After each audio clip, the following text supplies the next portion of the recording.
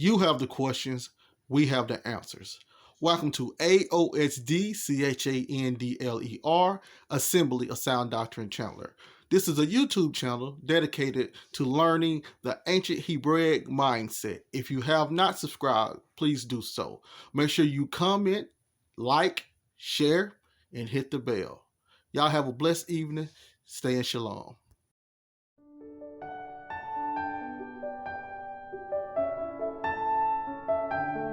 Here's the first thing. Just like any prophecy, if you have not prayed and asked the Lord for guidance and wisdom, you're not going to understand how they work. Yes, I do believe that. But let me explain this Daniel. I don't want to talk about anything else except this Daniel right now.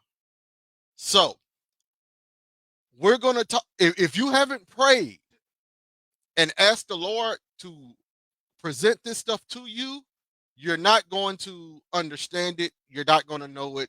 It's going to be foolish to you, and etc. You have to close, and I keep telling people, you got to close your history books and open up the Bible, and the Lord will give you the wisdom. And me saying that, when a person is trying to explain to you what these things mean, sometimes it's good to humble yourselves, because a lot of people they bring their emotions into uh, a a prophetic book that's meant to connect us to the Most High and to show us the spirit of the Most High. And we act like that the Most High is a respecter of persons, and he's coming around trying to pander and cower to people so they can feel better about your presentation. I'm not here to make you feel good about my presentation. I'm here to try to show you what the Lord has showed me. That's what I'm here to do. And this is all across the channel, because RPK, a lot of people say, hey, RPK, you guys are cocky and etc. No, the Lord is showing us things, and we're trying to show what the Lord has showed us. Now, if you can disagree with it, but hear the whole matter out. And it's a lot of people who haven't even taken the time to take the Bible seriously that's coming against us. Okay, so now, uh, let me say a shalom to my brothers before I get started to how to break down what these numbers in Daniel represent. Shalom, everybody on stage.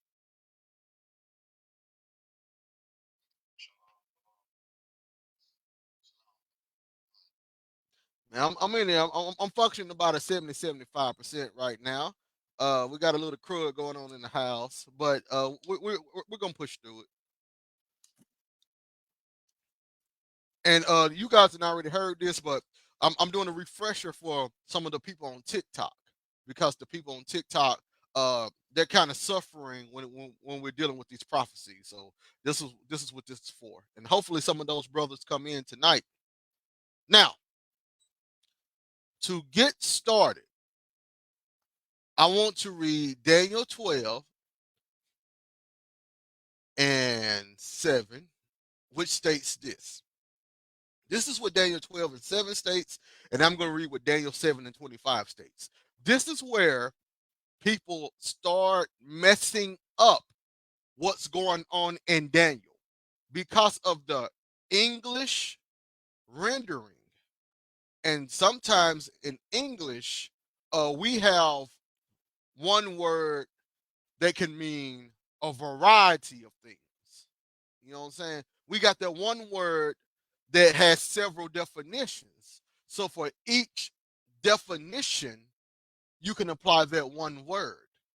Where Hebrew works a little bit different sometimes. Sometimes two, they have different words that means different things.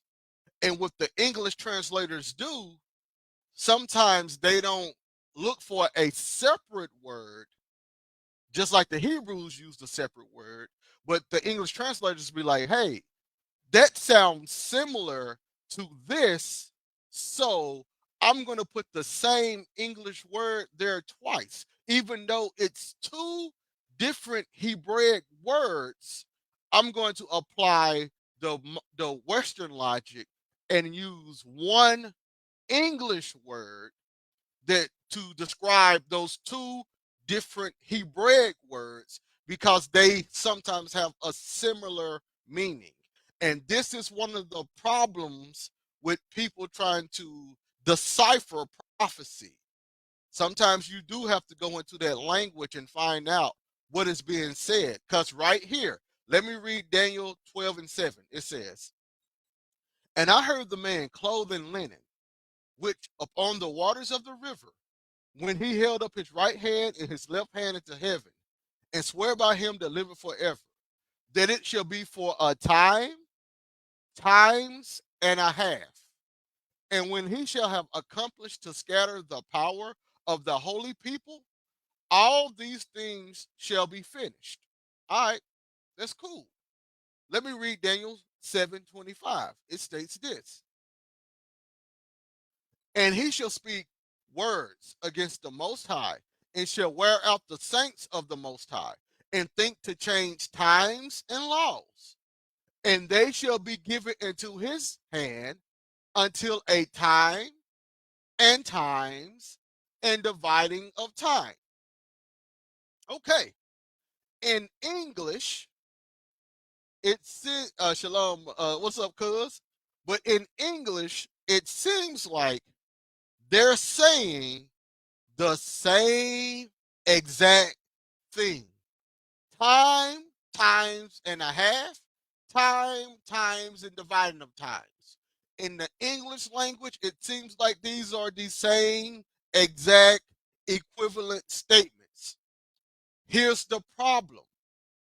In the Hebrew or the Aramaic, once you get to Daniel 7:25, for the word time, it's idon, idon, H 5732. It corresponds to a set time, technically a year. So it's idon and idon and the dividing of idon. So it's idon, idon, and the dividing of idon.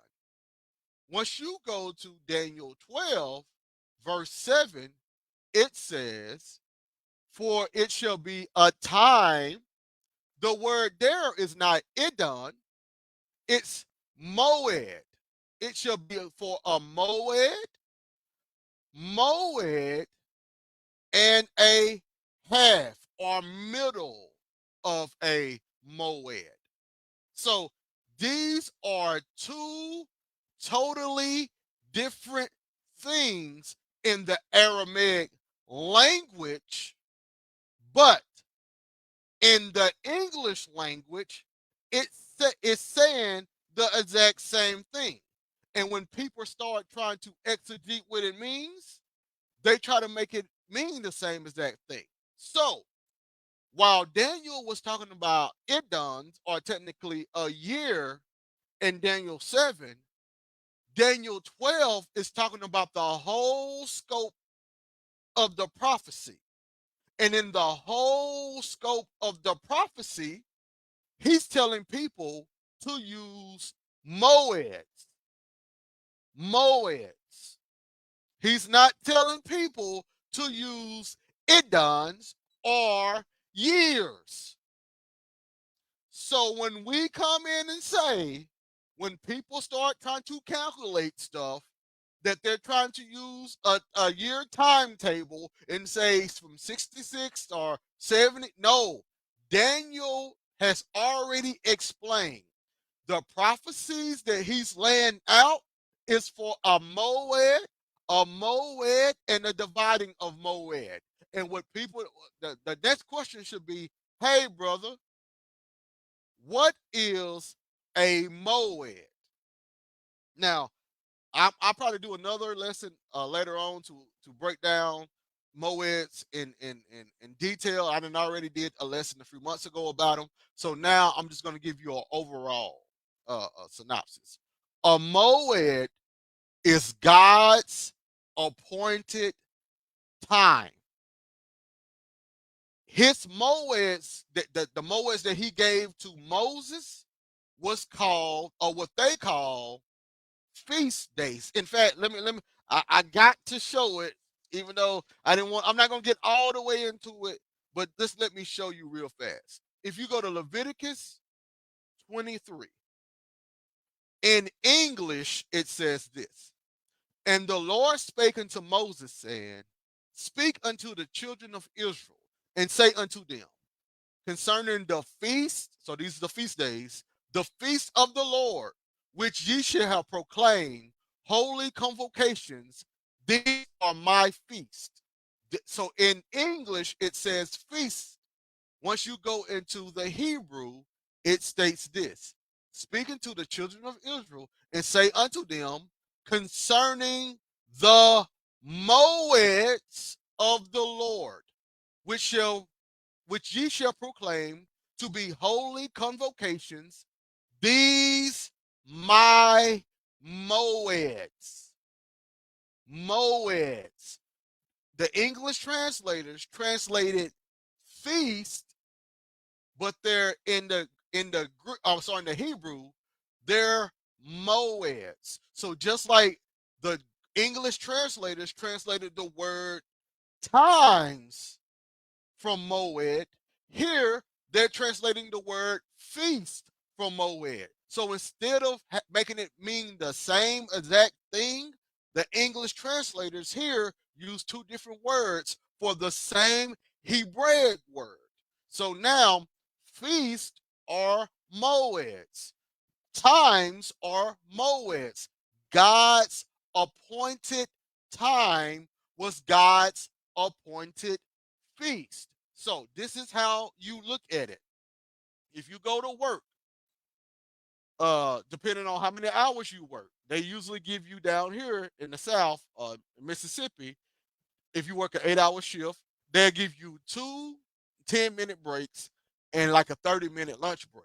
So you'll get like a 10 to 15-minute break, like the first 2 hours, and then the next 2 hours you'll get a lunch break, and then the next 2 hours you get another 10 to 15-minute break, and then the next 2 hours you get to go home. So that's 2, 4, 6, and 8. You get to go home.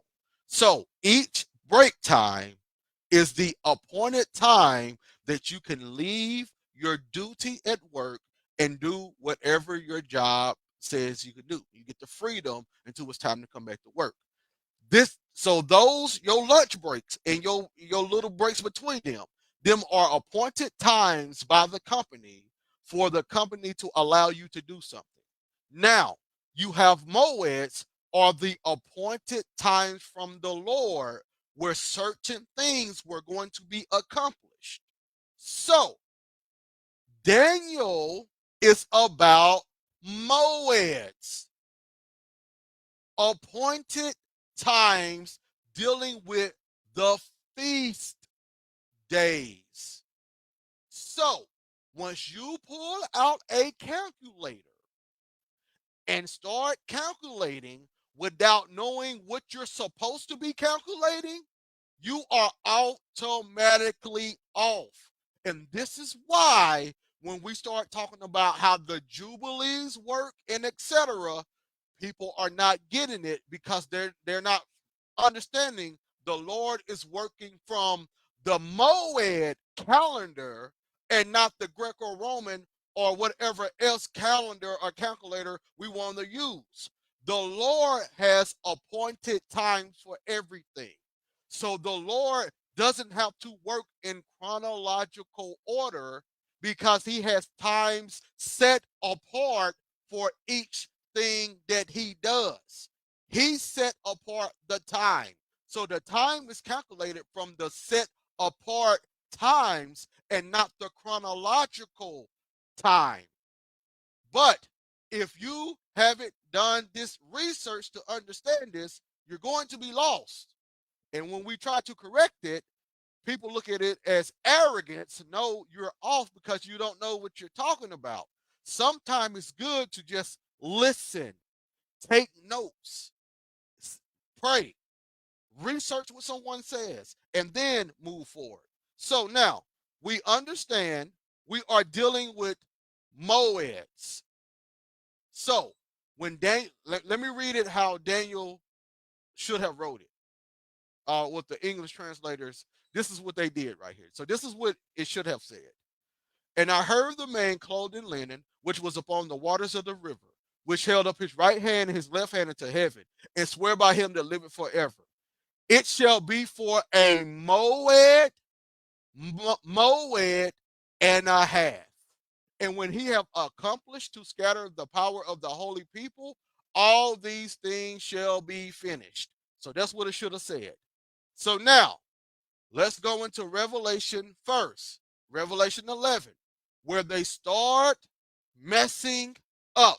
And I have been trying to point this out for almost a year, and nobody is listening within my four preterist community. So hopefully they start listening now. Quit with the 66 through 70 AD breakdown. Revelation 11. Quit with the 66 through 70 AD breakdown. When he said 42 months, 1,260 days, 3.5 days, he's not talking about get a calendar from the Gregorians and calculate 3.5 years. Let me state that again. We have to quit with the 66 through 70 AD breakdown in Revelation 11 because that's not what he's talking about. He's talking about Moeds, just like Daniel was talking about Moeds. Now, what is Moeds? Time appointed by God. What was they using for Moeds? The feast days. So now, let's walk through what's being stated so you can actually hear how the 66 through 70 AD breakdown won't work. All right, let's listen to it. Revelation 11 and 2. But the court which is without the temple leave out and measure it not, for it is given unto the Gentiles, and the holy city they shall tread underfoot 42 months. So we have the Gentiles destroying or treading down Jerusalem for 42 months. If you take this to be 66 to 70 AD, let's continue reading and find out what happens when a person with logic and can actually take that what you just stated and turn it up on you and see how you can respond to it. So if Jerusalem is being destroyed or getting trodden down via a war for 3.5 years, here's verse 3. And I will give unto my two witnesses, the word power isn't there. I will give unto my two witnesses, and they shall prophesy 1,260 days, clothed in sackcloth. Now, what people don't understand, or some, maybe they do, John just said the same exact time two different ways. First, he said 42 months. And in the next sentence, in the next thought, he says 1,260 days. This is equivalent to the same time period. So now, if Jerusalem is being trodden down by the Gentiles, how are the two witnesses prophesying in sackcloth? Are they running behind the army preaching and prophesying to people? Hey, I said this was going to happen. Look, they're right here making it happen. Is that what's going on? Let's go to verse number 9 now. It says, and and they of the people and kindreds and tongues and nations shall see their dead bodies 3 days and a half. So now we at 3.5, and shall not suffer their dead bodies to be put in the graves. So he have said 3 he have said the same statement 3 different times. First he says 42 months. Then he says 1,260 days. Now he's saying 3.5 days. But if this is during the war, how are the people laughing and rejoicing and making merry since these prophets have been dead? Hold on, I thought Jerusalem is being trodden down. If Jerusalem is being trodden down by the Gentiles, how are people laughing and marrying and having a good time because the 2 prophets have died? And if Jerusalem is being trodden down by the Gentiles, how are these prophets prophesying for 3.5 days? So now, either something is off, or you're gonna have to do some configuration to try to make this work. What I'm here to say, it has nothing to do with 66 through 70 AD. It has nothing to do with years 66 through 70 AD. Now, let's read it again. Let's just read it again before we actually break down what's going on. All right, so let's read it again. Verse 2 states, Jerusalem is going to be trodden down of the Gentiles for 42 months, 3.5 or 1,260 days. That's a judgment. We have the 2 witnesses coming in and prophesying for 1,260 days, clothed in sackcloth, a time of mourning. And at the end of their prophecy, according to verse 7, at the end of the first 1,260 days, they are killed. Okay? Now, once you go to Revelation 11:11, and after 3.5 more days, after another 1,260 days, the Spirit enter into them. They stand up, which is the resurrection, and ascend into heaven to be with the Messiah. You have to understand what these things are saying. So, for anybody and everybody, we're finna go to the Moeds. It's time to go to God's festival calendar. It's time to go to the feast days and find out what these numbers meant in the feast days. So instead of having a calculator, you should have the 7 feast days of Israel right there in front of you, with Israel's lunar calendar, or what they call the Enochian calendar, the calendar that the Jubilee community and the Enoch community was speaking about, that lunar Enochian calendar with the 30 days and the 4 extra, I think, what do they call it? Intercellular or cellular, whatever, the 4 extra days, it comes out every 3 months. So it usually be 30, 30, 31, but the one is really not included into the 30-day count. So it's 30, 30, 31. We're not gonna include that one. 30, 30, 31, another extra day we're not really going to include in our festival calendar. 30, 30, 31, and 30, 30, 31. 4 different 30, 30, 31s. So that's the Enochian calendar. You should have that calendar right there in front of your face with the feast days of Israel located and labeled on them. Every feast day and every day that the Lord spoke of in the Torah and the Tanakh should be on that calendar now, that should be your calculator. That should be your calculator, okay? Not the American calculator, the feast days with the Enochian lunar calendar. That is your calculator. So now we're going to see how John could come up with 42 months, 1,260 days, and 3.5 days, 3.5.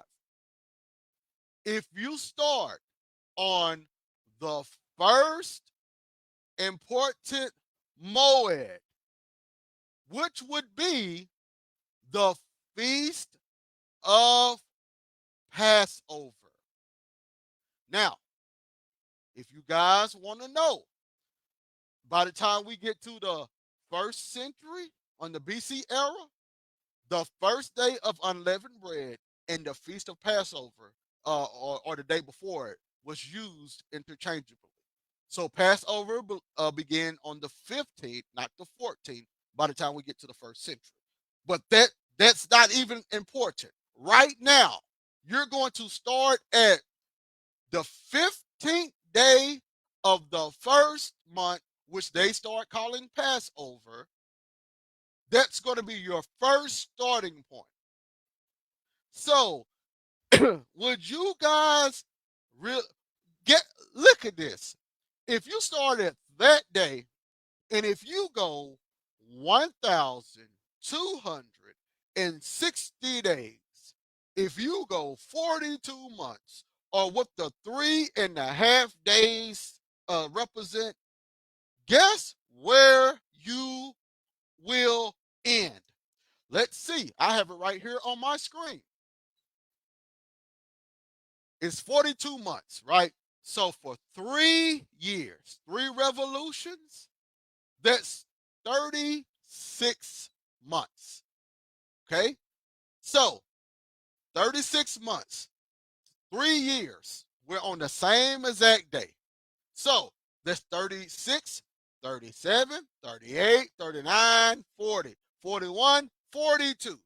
So we're going to go 6 months into 6 months past the Passover, and let's see where we end at. 15 from the first month, 15 to the second month. That's 1. 15 to the second, 15 to the third. That's 2. 15 to the third, 15 to the fourth. That's 3. 15 to the fourth, 15 to the fifth. That's 4. 15 to the fifth, 15 to the sixth. That's 5. 15 to the sixth, 15 to the seventh. That's 6. 1,260 days from one Moed lands you on another Moed. What Moed do we land on? The Feast of Tabernacles. The Feast of Tabernacles. So between Passover to Tabernacles is 1,260 days. So, if I want to talk about a Moed, what idiom or what other word can I use for Passover? Well, since if I start at the Feast of Tabernacles, Passover is 1,260 days from it. If I start at Passover, Tabernacles is 1,260 days from it. So if I want to say Passover in a number form, I would say 1,260. If I want to say Tabernacles in a month form, I would say 42 months. If I wanted to say Passover or Tabernacles in a week or a day form, I would say the midst of the week or 3.5 days or the middle of the week. You see how they all are saying the same thing. They're moeds and not dates for you to be speaking on your calendar. And for the record, you're hearing it first here, folks. You're hearing it first here. So whenever you hear anybody else say it, I gave plenty of time to break down, and I literally said they're going to say, oh, we knew this. We already knew this. We've been knowing this. But nobody ever said it or brought it out. We're going to be the first person to bring it out. So now, and here we go. The 42 months equals 42 years. No, we're talking about moeds. For us to be, and I'm going to actually talk to the Hebrews now. My Hebrew, supposed to be my Hebrew Israelites, or the Hebrew people. For you guys to be such Hebrew peoples, y'all don't know anything about the Hebrew culture, which is kind of weird to me. When I was in the Hebrew Israelite community, I found out all I could about the Hebraic culture. Let me show you. Let me go through this real fast. Sorry about this, y'all, and then I'm gonna come right back. I'm gonna come right back.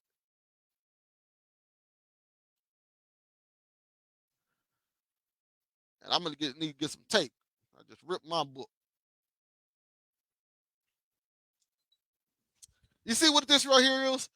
The Dead Sea Scroll, whole thing, created by Hebrew Israelites of the ancient world. So I said, if I want to be a Hebrew Israelite and I'm living in America, I know I don't know anything about their culture. So if this is my ancestors and my people, let me learn as much as I can about their culture. So I invested and read. Okay. This is my Josephus book. What Josephus wrote was the Antiquity of the Jews, which was the history of the Hebraic people, and he wrote the War of the Jews, which was the history of the war that destroyed the Second Temple, and he explained the prophecies, and then he showed how he also was defending the Hebrew uh, information against the Greeks. And then I also wrote, I actually got another book, Philo of Alexandria, another real Hebrew Israelite that lived in the BC era and was a contemporary. Yeah, there we go, a contemporary of Paul. And I got it, wrote and read his stuff. And then, if we all want to look, you see all that right there. That's my other library that I bought all kind of ancient Near East books and books on the Hebraic culture and etc. My targums over there about the Aramaic people. My targums, I mean my Aramaic commentaries over there about the world in the first century. My Hebraic idioms over there, my Aramaic idioms over there, my Greek idioms over there, my church, my Gnostic stuff. I try to put it all into finding about the Hebraic culture. So I know what I got, a Talmud over there. I got everything. I got a lot of Septuagints. I wanted to know all about that world because I took it seriously. And now, what people do today, they listen to another English person that has no idea about the culture, and then y'all fight amongst each other, not knowing anything about the culture, just reading English words and saying the English words mean this, not doing any research about what the culture actually thought about it. And then y'all come to our lives and try to argue with us, telling us we don't know what we're talking about. And then you give an American breakdown on how we don't know what we're talking about, while we're talking about from the from the ancient world. Everything I stated is coming from the ancient world. And you're trying to come and bring me some type of modern day English translation or a computation. I'm not going to deal with it. So no, you can find another American and you can trade ideals with that American. I'm trying to teach the people who want to know about the ancient Israelite perspective. So now back to the Moeds. So you can see right there clearly that the Moed is dealing with that feast day calendar. So if a person wanted to say 1,260 days instead of saying Passover or tabernacles, that's exactly how they would have did it. Instead of saying the words Passover and tabernacles, they would have said 42 months, 3.5 days, 1,260 days. That's the Moeds. That's the Moeds. So what John just did. Now let's use it for actually what it could mean now. This is what John stated. Revelation 11 and 2. The Gentiles shall tread the holy city underfoot 42 months. While the Gentiles was treading the city underfoot, the new heaven and earth was coming, allowing the people to be in covenant with the Lord, which is what? The Feast of Tabernacles. The Feast of Tabernacles. So, the Feast of Tabernacles, which is the covenant with the Lord, I will put my tabernacle among men. That happens when the new heaven and earth came, when the old heaven and earth left. So now the people could tabernacle with the Most High. So that time period, that is the Moed dealing with the Feast of Tabernacles. He said, I will give to my two witnesses, and they're going to prophesy 1,260 days. And at the end of the 1,260 days, what happened to them? What happened to these people? The beast shall ascend out of the bottomless pit, overcome them, and kill them. So they are slaughtered. Well, you have the Passover lamb. Hold on, give me 1 second. 1 second.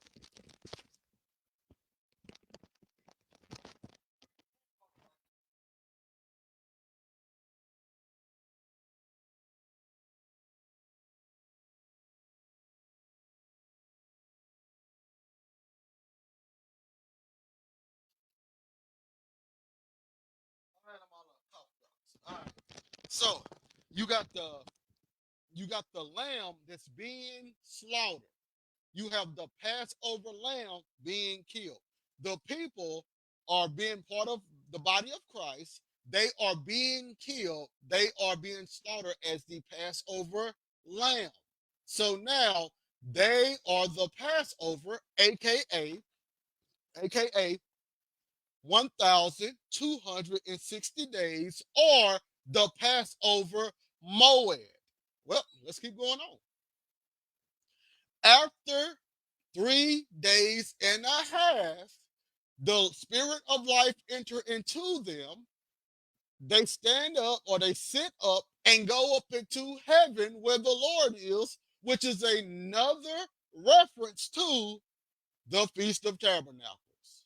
Because now they are in the same place where the Lord is. They are in his house. They are around him.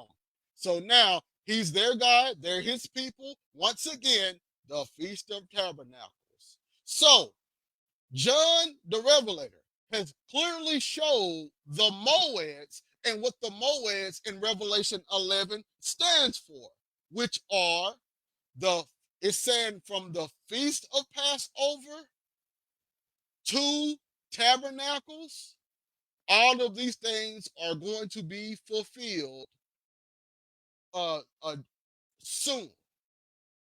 Because Revelation 1 is talking about how soon these things was going to happen. So there was going to come by fast.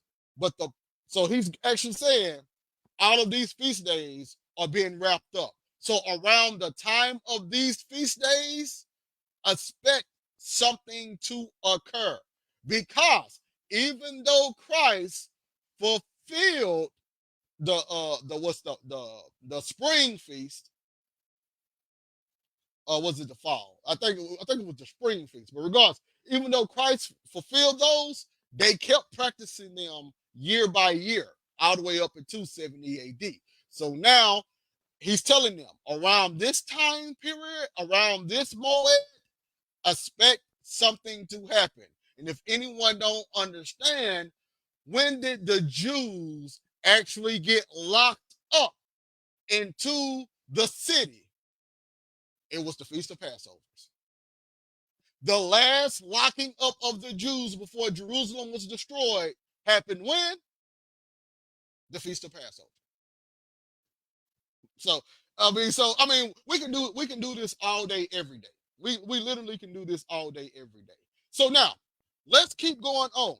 So the 1,260 days, we got to quit with the whole 66 through 70 AD thing.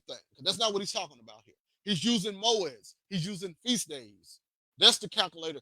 That's the calendar system they was on. So now let's go to Daniel. So we got the midst of the week out the way. We got the 3.5 because they all represent the tabernacles and Passover. We got the 3.5 out the way. We got the 1,260 out the way. We got the 42 months out the way. So let's go to Daniel 12. And this is for the people that want to learn, not the smart people, because some of you guys are too smart to learn. Yeah, some of y'all know too much, and you can't comprehend what's being stated because you know too much. The Lord ain't showed you nothing. You ain't asked the Lord to show you nothing, but you know too much. Too much for me, too much for the Lord, too much for the Bible.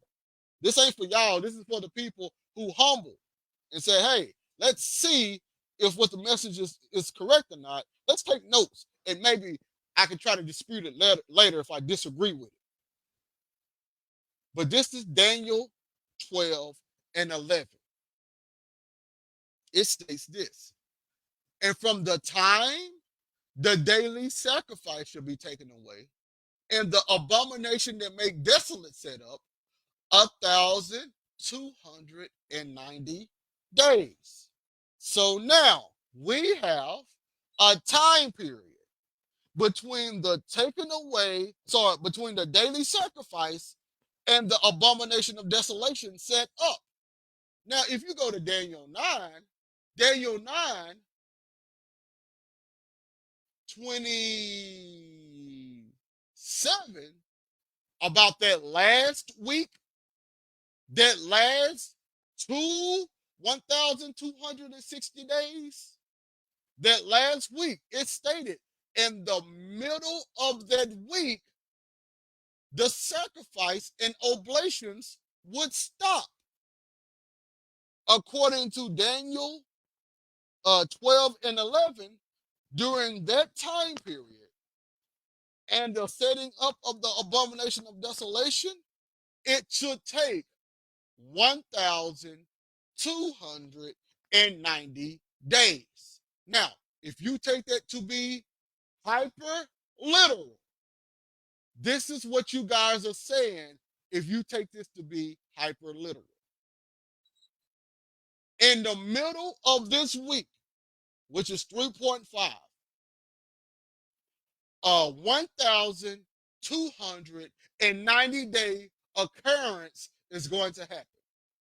And then when that 1,290 day occurrence happens, then another time period has to follow in order for the consummation to occur. So you guys are well over a week if you're going to use that logic that this is talking about hyper literal days. If this is talking about hyper literal days, your time is all the way off. Now, if you are talking about Moeds, God's appointed time, God's feast days, no, your time ain't off at all because you understand the 1,290 days is actually an idiom for another feast day. Well, let's find out. You got 1,290 days. If you go to your Enochian calendar, dealing with, let's say here, if you want to, where we ended with the Feast of Tabernacles. So if the Feast of Tabernacles is going to be our last marker or our first marker, which is a Moed, 1,290 days before that, do y'all not know? We end up at another feast day. Hold on, say it again. So once we start at Tabernacles and work our way back 1,290 days, we're at another feast day. So if what I'm saying is wrong, wow, we have a lot of coincidences. A lot of coincidences, isn't it? How we just keep ending up on feast days. A lot of coincidences. So 1,290 days before the Feast of Tabernacles, or we know the Passover is 1,260 days before Tabernacles. So if I go 30 days before Passover or 1,290 days before Tabernacles, where do I end up at? Where do I end up at? I end up in the last month of their calendar on the 15th day. The last month of their calendar on the 15th day. Y'all know what that is? That's the celebration of Purim. Hold on. Purim didn't happen until after Daniel, right? So you mean to tell me that Daniel actually prophesied Purim? Him being a prophet, he sure did. He prophesied Purim. So now, let's show what happens at Purim. We're gonna go to Esther because you gotta think about how this flows. All right, so we're gonna go to Esther 9:22. Esther 9:22 states this: as the days wherein the Jews rested from their enemies, and the month which was turned unto them from sorrow to joy, and from mourning into a good day, that they should make them feast days of feasting and joy, and of sending portions to one another and gifts to the poor. So, in other words, this is when the Jews finally can receive rest from their enemies, and instead of sorrow, they receive joy. Now, y'all know that's picked up in the book of Revelation. In the book of Revelation, it states this in Revelation 11 and 10. And they that dwell on the earth shall rejoice over them and make merry, and shall send gifts to one another, because these two prophets tormented them that dwelt on the earth. These people felt like their enemies was destroyed. And when their enemies was destroyed, They made merry and sent gifts to one another. The same exact thing that happened at Purim.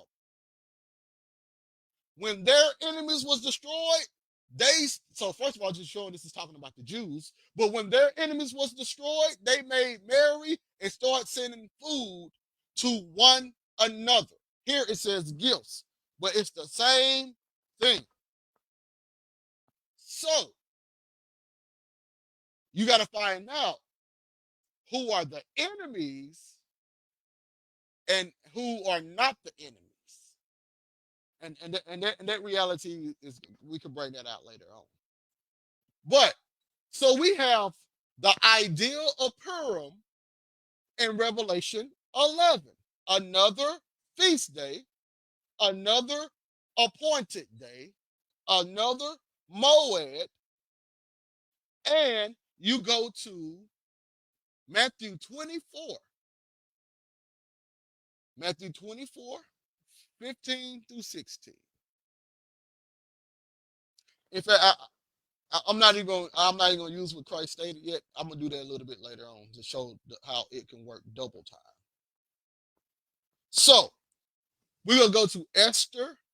We're gonna go back to Esther 9:16.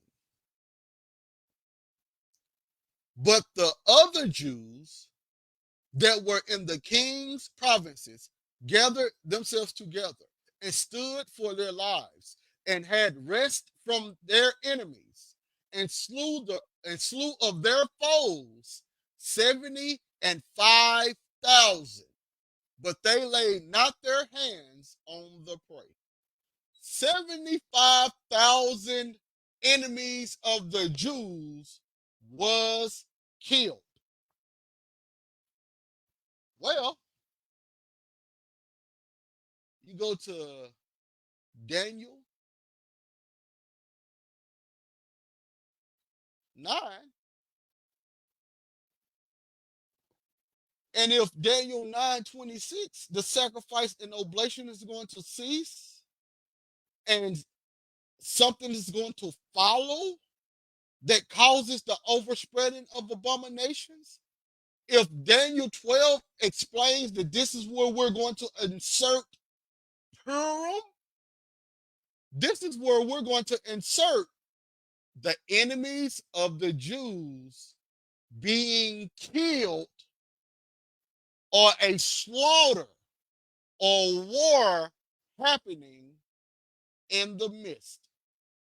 Right here in Daniel 9:27, Daniel 12 connected the 1,290 days, which ends with a Purim or ends with Purim. It connected it right here at the end, at the part that follows the taking away of the sacrifice and oblation. The taking away of the sacrifice and oblation, you insert a Purim there, and you have a large group of enemies being slaughtered. Now, that's exactly what happened during that time period. A large group of the enemies of the church was slaughtered right there after they had persecuted the church. That's why in Daniel 12, you have the persecution of the two witnesses, and the people make merry, which is a reference to Purim. But what Daniel 12 is explaining, Daniel 11 is explaining, is that around this time of Purim, something is fin to occur. Around the time of Passover, things was getting ready to be heated up, and etc. in the history. Around that time of Purim and etc., that's when the war was getting ready to begin, getting ready to get started. The slaughter was getting ready to occur. The same slaughter that happens with the enemies of the Jews. We find out that this slaughter started happening with the enemies of the church and the enemies of God. But regardless, the Purim is the 1,290 days. So Daniel is the Holy Spirit is telling Daniel, hey, around Purim, around that time period, something is going to occur that's part of a war. See how it keeps going on? You see, it keeps going on. Out of the Moeds are connected. So the 1,260 days, the 1,290 days. But in Daniel 12, he says another time period. Blessed is he that waiteth and come to the 1,335 days. Oh, maybe, just maybe, if what I'm saying is correct, we're going to end up on another Moed. We're going to end up on another Moed. So let's take you. This is a good time for your calculator just to do this. We're going to calculate 1,335 days divided by the 30-day Enochian calendar that they was using. This is 44.5 months, 44 and a half months. So I already did the calculation. So I can go ahead and give you the information. I did the hard thing for you. If you start at, let's see here. We're going to start at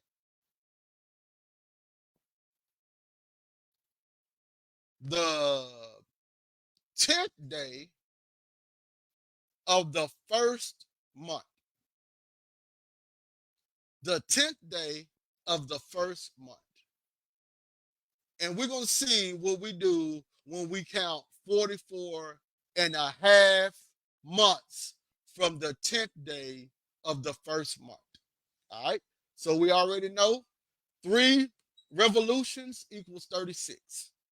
All right. So from 10 to 10, that's 37. 10 to 10, that's 38 of the third month. 10 to 10, 39 of the fourth month. 10 to 10, 40 of the fifth month. 10 to 10, 41 of the sixth month. 10 to 10, 42 of the 6 months. I mean, of the 7th month. 10 to 10, 40. Hold on. All right, y'all back. 10 to 10, 43 of the 8th month. 10 to 10, 44 of the 9th month. So on the 10th day of the 9th month, 44 revolutions or 44 months, we are in the 9th month on the 10th day. So now it's 44.5, which means we have to do half of a month or quote unquote 15 days. So what is 15 days after day 10? The 25th. Hold on. What happens on the 25th of the 9th month? The 25th of the 9th month is Hanukkah. Hanukkah is the 25th of the 9th month. So we are on another Moed. So you mean to tell me that Daniel prophesied about Hanukkah too? Daniel prophesied about Hanukkah too. But before we even talk about what's going on with Hanukkah, because we got to actually state that as well, we're going to go to, hey, bro, out of every day, why did you start on the 10th? It took a lot of calculations for this, guys. It took a lot of calculations for this. But why you start on the 10th day of the first month? Let's walk through what happens on the 10th day of the first month. Let's just walk through some of it. Exodus 12, 1 through 3. And the Lord spake unto Moses and Aaron in the land of Egypt, saying, This month unto you the beginning of months. It shall be the first month of the year to you. Speak ye unto all the congregation of Israel, saying, In the 10th day of this month, they shall take to them every man a lamb, according to the house of their fathers, a lamb for an house. So they're getting ready for the Passover lamb starting on the 10th day of the first month.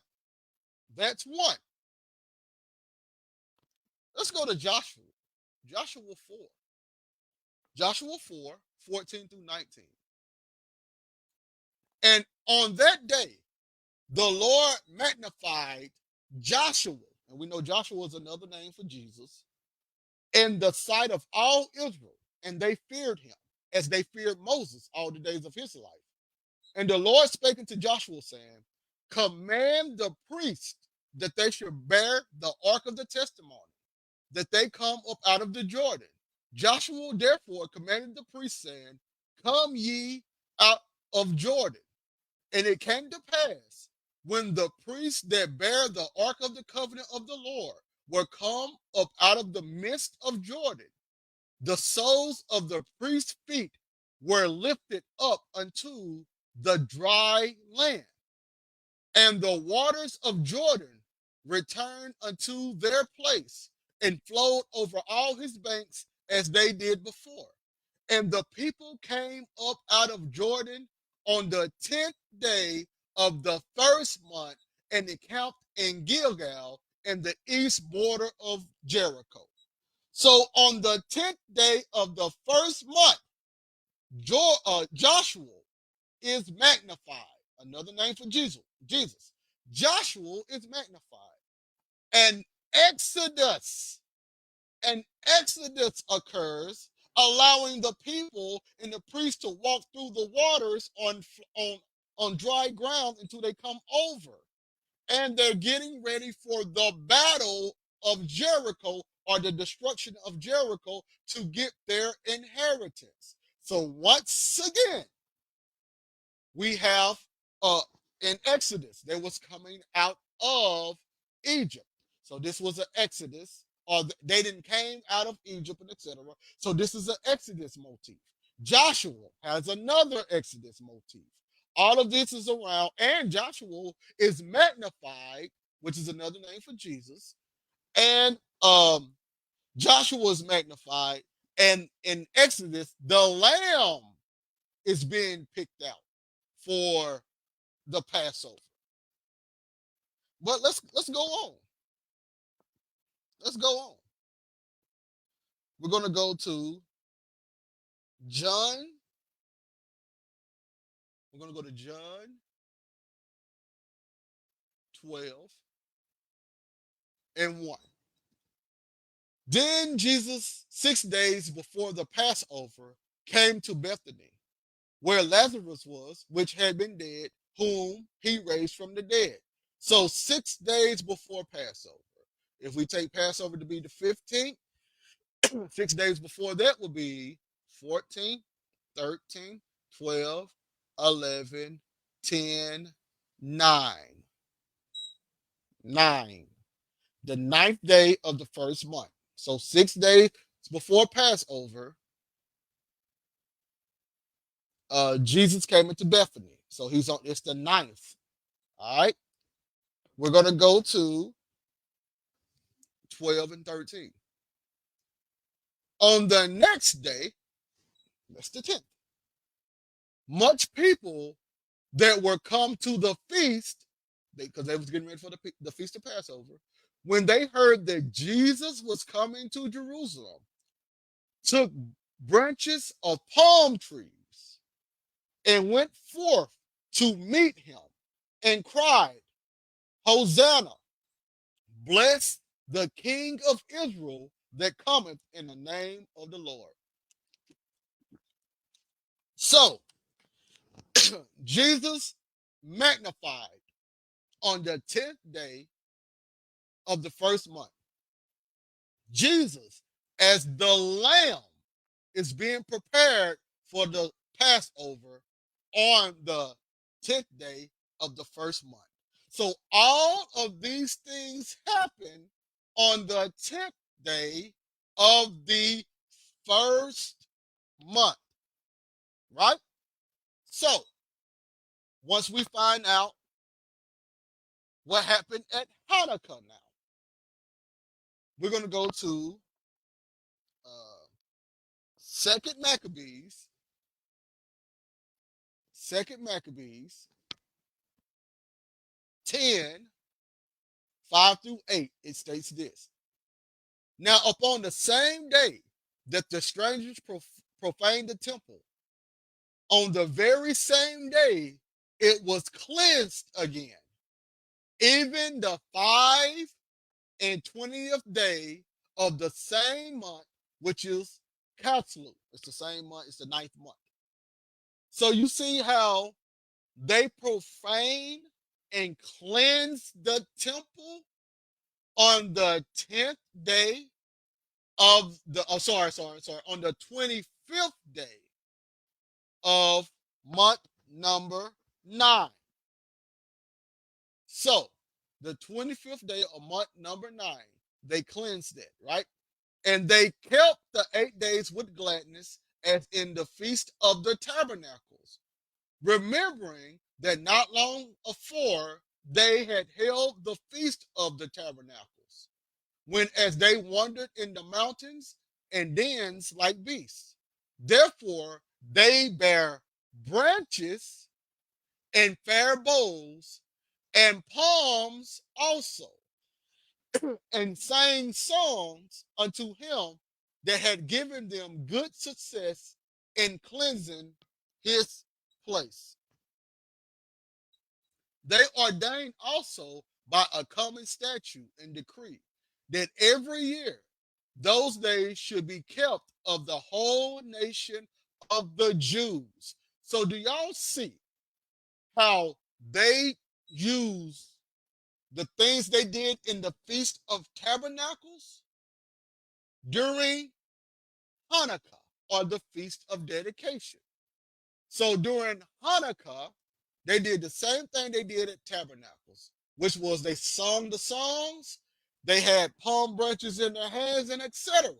When Christ came in on the 10th day of the first month, what did they got in their hands? They got palm branches in their hand, throwing it before the king, saying, Hosanna, King of the Jews. So they're treating Christ just like they are in Tabernacles, just like they are in Hanukkah. They're giving him the same treatment. Hanukkah, hold on. Before I make this statement, let me show you two more different things, and then I get to make my statement. If you want to know the importance of the Feast of Hanukkah, John 10, John 10:22 states this. And it was at Jerusalem, the feast of the dedication, and it was winter. And Jesus walked in the temple in Solomon's porch. It's very important. This is very important. This is very important why it said that. Why it said what? It was winter. It was the feast of the dedication, which is Hanukkah, and it was winter. So you got Purim that's in winter. You got Hanukkah that's in winter. Jesus is celebrating Hanukkah. Now, let's look at a quote from the Messiah. Matthew 24. When he stated this, it went over people's head. When ye therefore should see the abomination of desolation spoken of by Daniel the prophet stand in the holy place, whosoever readeth, let him understand. Okay, so now we know he's talking about something that's happening around the 1,260 day, which is when the sacrifice is taken away, and the 1,290 days, which is that time period of Purim, that winter, almost to the first of spring feast that's coming in as well. So he's saying around that time period, when the abomination of desolation occurs, then let them which are in Judea flee to the mountains. Verse number 20. Well, I'm going to start at verse 19. But woe unto them that are with child, and to them that give suck in those days.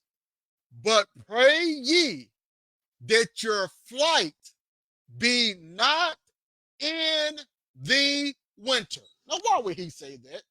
I know people say he just said that because it'll be hard on them, the conditions, because it's winter, it'll be cold.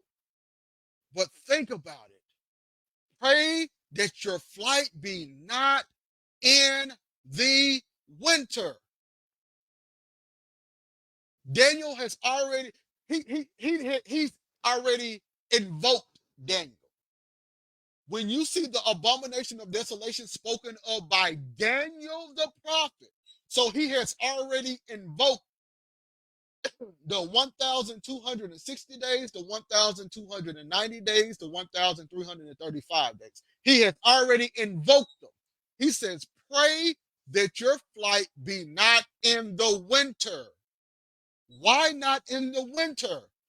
That brings you to Purim and Hanukkah, the Feast of Dedication. Pray that it's not around these times, because this is when things are going to get rough. Pray that it's not during around the time of Purim. What comes after Purim? Passover. Pray that it's not around the time of Purim. Passover. Pray that it's not around those times. That your flight be, or Hanukkah, which comes right before. Let me show y'all guys. Let me show you. Let me try to get the breakdown. On the last month, sorry, no, sorry, not the last. On the 19th, I mean 19th. On the 9th month, you got Hanukkah. 3 months later, you got your Purim. Then a month after that, you got your Passover. So he stated, you see how close that is together? In fact, that's what, 4 months? 1, 2, 3, 3.5, 4 months. Within those 3.5, 4 month period, pray, pray, pray that you guys won't have to flee during these time periods, because these time periods are rough. Or is he saying more of the logical sense, as in it's going to happen during one of these time periods? The time is coming around, once it start getting around this time period, it's going to happen. And that is encoded in the words of pray ye that your flight be not in the winter, neither on the Sabbath day, because that's when judgment is going to happen. Because he literally says it on the next verse. For then shall be great tribulation. Pray that it be around this time period. Around this time period, these things happen. Great tribulation is going to follow. And we know that great tribulation did follow around them being locked up during the time of Passover. But anyway, so you clearly have Hanukkah. If you start at Hanukkah and go 1,335 days before Hanukkah, that takes you right to the Messiah coming in Jerusalem. Let me say that again. If you start at Hanukkah and go 1,335 days before that, that's when the Messiah comes in Jerusalem. And they say, Hosanna. If you go 1,335 days after the Messiah come into Jerusalem, that's when you have a rededication of the temple. That's when you have the winter months, but the temple is cleansed and rededicated to the Lord. So he's going through all of these time periods. Now, another thing about the 1,335 days. If you take 1,335 days, let's do this. Get this calculator out. Where's my calculator? There we go. 1,335 days minus 1,260 days. That equals 75. 1,335 days minus the 1,260 days. That equals 75. If you start at Purim and count backwards 75 days, guess where you end up at? On atonement. On atonement. If you start at the feast of Hanukkah and you count back 75 days, you end up on atonement. On atonement. That atonement right there is the final trumpet that gets blown during the Jubilees, which is what Daniel's 70 weeks is about. The 10 Jubilees that ended the old covenant and brought in the new covenant. So the 75 days that's between the difference between the Hanukkah and quote unquote, was it tabernacles? It would be 75 days, which leads you to another Moed, which is atonement. So, if oh yeah, this will be the last one. If you take the 1,335 days minus 1,290 days, which equals 45, if you subtract that, if you start on the last day of unleavened bread, which is the 21st, the first month, the 21st, if you count up 45 days, you will be off from Pentecost one day. If you start at the last day of the Feast of Unleavened Bread and count up 45 days, which will be the difference between 1,335 and 1,290, you will be one day away from Pentecost. So, Daniel, let me say this, and then I'll be done. Daniel is speaking feast day, God appointed day language. Daniel is not telling anybody to try to make this anything Gregorian or try to put your spin on it. Daniel is using these numbers as a representative or an idiom of the Moeds. So Daniel could have said 10 jubilees, but he didn't say 10 jubilees. He said 70 sevens or 70 weeks. Daniel could have said Passover, but he said in the midst of the week. Daniel could have said Hanukkah, but he said 1,335 days. Daniel could have said when the Messiah gets ready to come in and they're going to kill him and persecute him for Passover, he could have said that, but he said once again the 1,335 days.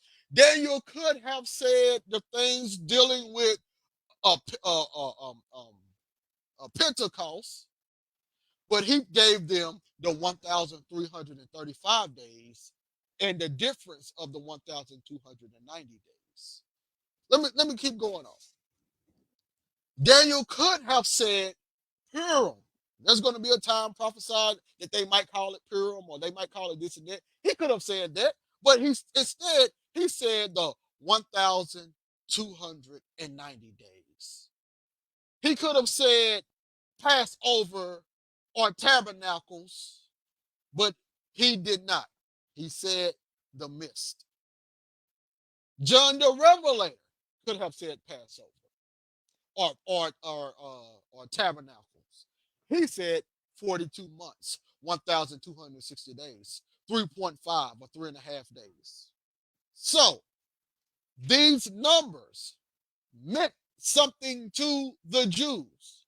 This is all feast day languages. So when a person comes to me, trying to tell me your calculations are off, I tell them, no, you just don't understand what you are reading.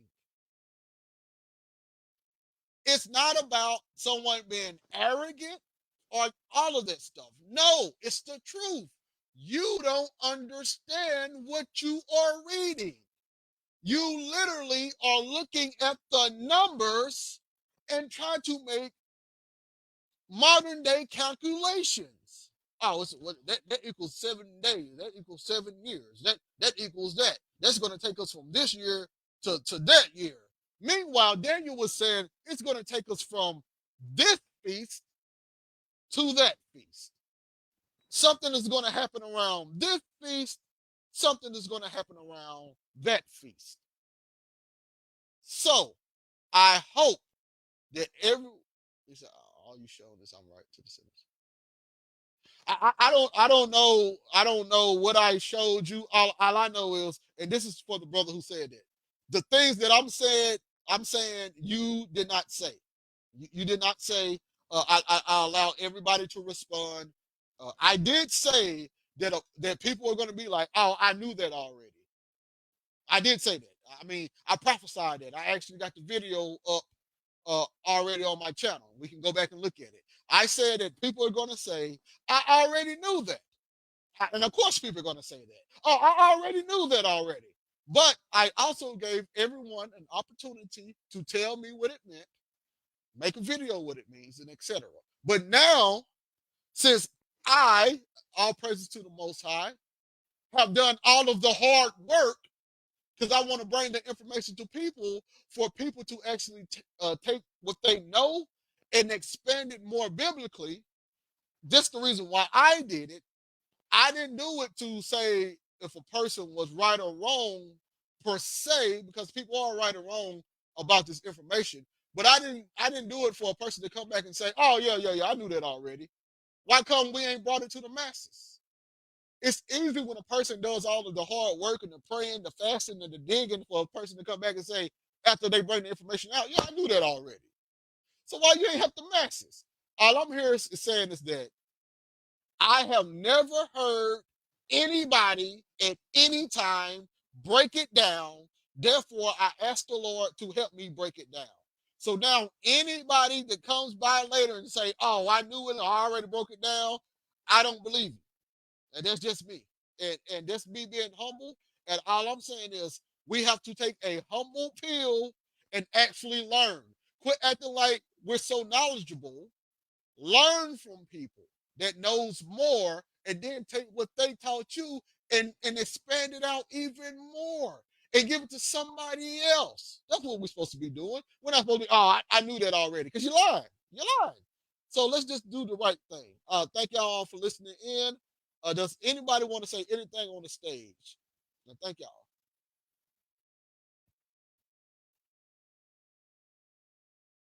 This is Clubhouse. Anybody got anything they want to say? I'm sorry I had to go straight through it. I'm about 75%.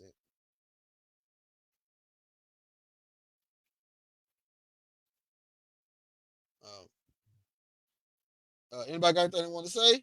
Before I guess I'm gonna close this. Nobody got anything to say. Well, thank y'all all for listening in. Once again, this is the first time you're hearing it. RPK, if you want to be part of the movement, you want to be part of the group, come in, leave me a message. I'm going to get off of here. Leave me a message, send me a message, and we will open up more of our channels and what the Lord has showed us. Bring it to us. No one has came out with the information, but the Lord is showing the information right now, modern day. And I'm going to be proud to say I'm glad the Lord showed the information, and hopefully other people can get it and take it. All praises to the Most High. Thank you all for listening in. Once again, send me a message if y'all want to be part of the group or want to know more about it, etc. I got to close it.